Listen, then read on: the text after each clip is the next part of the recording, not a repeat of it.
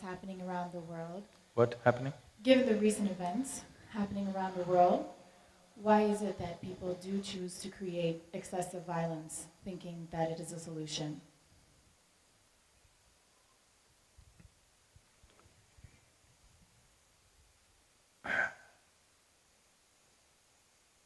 That's what. Who decides how much is enough? Who decides what's excess? That's a question. I am not condoning violence. But if you look at it in terms of what's been happening, at least in the recorded history of humankind, you will see that 21st century, with the number of people that we are in terms of population, we are in least amount of violence. Even just look back on the 20th century, the two great wars, unbelievable, senseless violence, limitlessly happening. Just in Europe alone, what happened between from 1930s to 1945, I think they easily account for close to 50 million people. Very organized. So,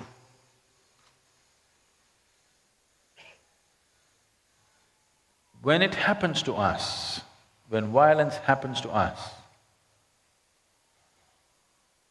even the smallest violence, if somebody cut your little finger, it's excessive, isn't it? A bomb blast happened in Hyderabad, only 20 people died day before yesterday. Lot of people heaving a sigh of relief, oh, good, only 20. In Bombay, 200 died.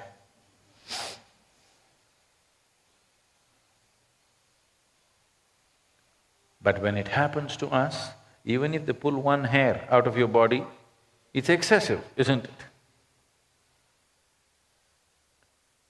So, let's not discuss what is needed and what is excessive, because nobody can come to it. We try to establish systems in the world where we could use violence verbally and never pull anybody's hair or head. This we call a democratic process, where it's a constant war of words. Don't be offended by the words, because if you take away the privilege of verbal war, then it'll translate into physical war. So the violence in the world is much less than ever before. For the tools of violence that we have, which is the outcome of our scientific and technological capabilities, if these tools are used without the tongue-lashing capability in the parliaments, in the debates and United Nations and everywhere, oh, you would destroy the world many times over. That is not happening because modern societies have learned to tongue-lash each other.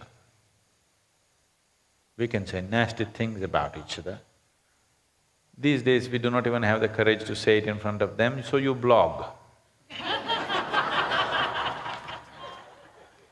Sitting in your home, you can say the nastiest things possible.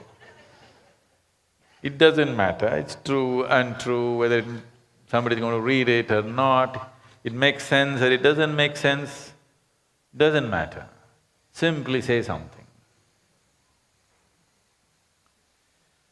This ability to articulate whatever emotion you have within you, we developed to a certain peak at one time. Once again, this generation seems to be losing it. Now, I am not saying you must abuse each other. I'm saying if there's violence in you, at least if you're articulate, you would have spoken, you would have written, you would have debated about it, you wouldn't have exploded a bomb, isn't it? You explode a bomb because you don't know how to make your point. Because they do not know how to make a verbal statement, they're trying to make a statement. Boom, boom. 20 people dead, 200 people injured, a statement has been made. A violent statement has been made. After all, we killed only 20. We could have set up a truck bomb instead of a car bomb or a bicycle bomb and killed 2,000. We killed only 20, no? That is their argument. So we should at least educate them to be able to make a statement strong enough verbally so that they don't have to make a bicycle bomb to make a statement.